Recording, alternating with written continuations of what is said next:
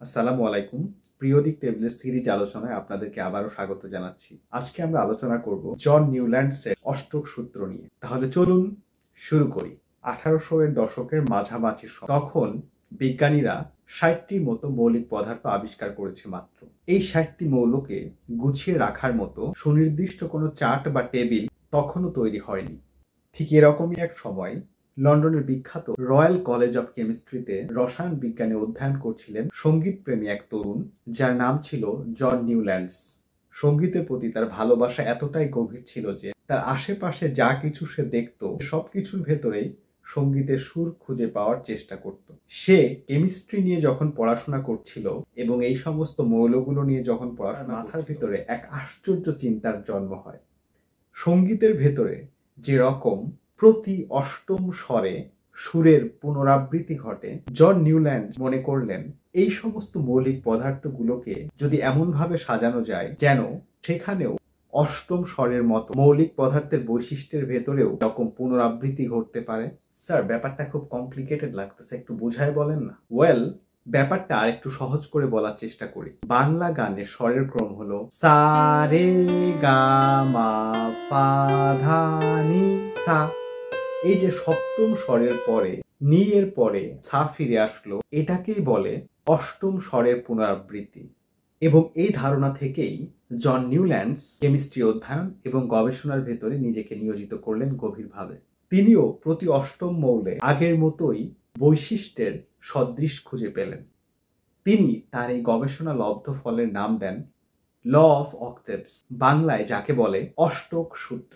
বইয়ের ভাষায় বলতে গেলে নিউল্যান্ডস প্রমাণ করে যদি মৌলগুলোকে তাদের পারমাণবিক ভরের ক্রম অনুসারে সাজানো হয় তবে প্রতি 8 নাম্বার মৌল প্রথম মৌলের মতোই বৈশিষ্ট্য প্রকাশ করবে। ভেরি ইম্পর্টেন্ট, আমি আবারও বলছি, যদি মৌলগুলোকে তাদের পারমাণবিক ভরের ক্রম অনুসারে সাজানো হয় তাহলে প্রতি অষ্টম মৌল প্রথম মৌলের মতোই বৈশিষ্ট্য প্রকাশ করবে। এবং তার এই দাবিকে সত্য প্রমাণ করার জন্য উদাহরণও প্রয়োগ করেন। লিথিয়ামের পারমাণবিক ভর 7, যার পরে আরো 7টি মৌলকে পারমাণবিক ভর অনুসারে রেখেছেন। এগুলো হলো beryllium, boron, carbon, nitrogen, oxygen, fluorine এবং নিয়ন। এবং এরপর অষ্টম মৌল হলো সোডিয়াম, যার পারমাণবিক ভর 23। এই সোডিয়ামের বৈশিষ্ট্য একেবারে লিথিয়ামের বৈশিষ্ট্যের কাছাকাছি। আমরা যদি লিথিয়াম এবং সোডিয়ামের বৈশিষ্ট্যগুলো দেখি, আমরা দেখতে পাবো উভয়েই সহজেই আয়নিক যৌগ গঠন করতে পারে, যেরকম লিথিয়াম ক্লোরাইড এবং সোডিয়াম ক্লোরাইড, লিথিয়াম অক্সাইড এবং সোডিয়াম অক্সাইড। এবং উভয় যৌগই সাদা রঙের কঠিন পদার্থ এবং পানিতে দ্রবণীয় এবং সেই সাথে বিদ্যুৎ পরিবাহী। উভয়ই ধাতব প্রকৃতির মৌল। এর সিমিলারিটি হচ্ছে উভয়ই নরম এবং এতটা নরম যে এদেরকে ছুরি দিয়ে কাটা সম্ভব। লিথিয়াম ও সোডিয়াম প্রত্যেককেই পানির সাথে বিক্রিয়া করে। হয় পানির সাথে যখন বিক্রিয়া করে তখন প্রচুর তাপ উৎপন্ন করতে পারে, এমনকি বিস্ফোরণও ঘটাতে পারে। এবং এই দুটো মৌলই খুবই রিঅ্যাক্টিভ, অর্থাৎ খুবই প্রতিক্রিয়াশীল। সুতরাং আমরা দেখতে পাচ্ছি লিথিয়াম এবং সোডিয়ামের বৈশিষ্ট্য একেবারেই কাছাকাছি। এছাড়াও তিনি আরো একটি উদাহরণ দেন।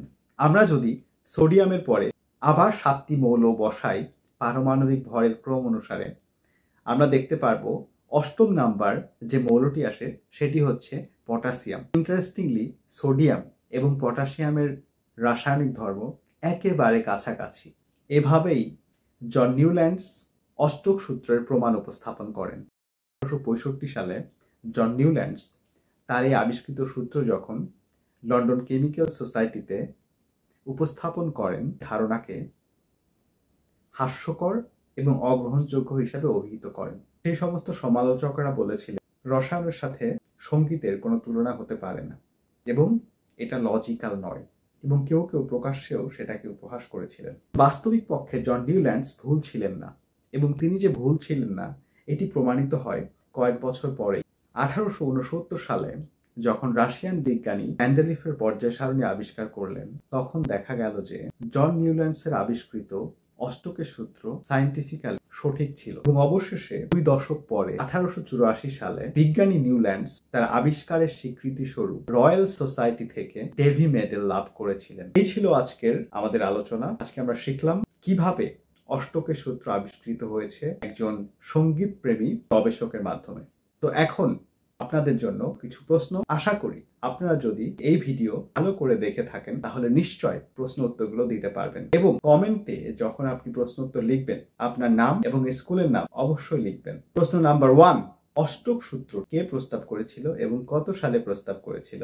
প্রশ্ন নাম্বার 2, যখন অষ্টক সূত্র আবিষ্কৃত হয় তখন বিজ্ঞানীরা কয়টি মৌলিক পদার্থকে চিনতেন? প্রশ্ন নাম্বার 3, যদি আমরা অষ্টকের সূত্র অনুযায়ী মৌলগুলোকে সাজাতে চাই তাহলে কিসের ভিত্তিতে মৌলগুলোকে সাজাতে হয়?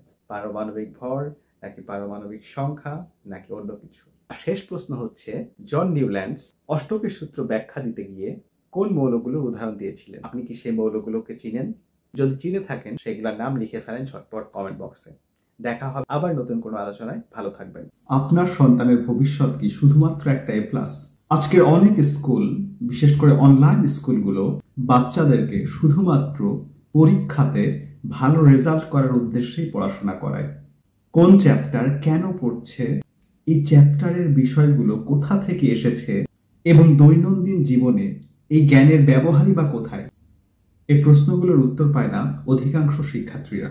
আর এই সমস্যার সমাধান করতে এসেছে পিএইচডি স্কুল মাস্টার, একটা অনলাইন স্কুল যেখানে শেখানো হয় বিজ্ঞান, তবে শুধুমাত্র পরীক্ষার জন্য নয়, বোঝার জন্য, উপলব্ধির জন্য আর সুন্দর ভবিষ্যৎ নির্মাণের জন্য।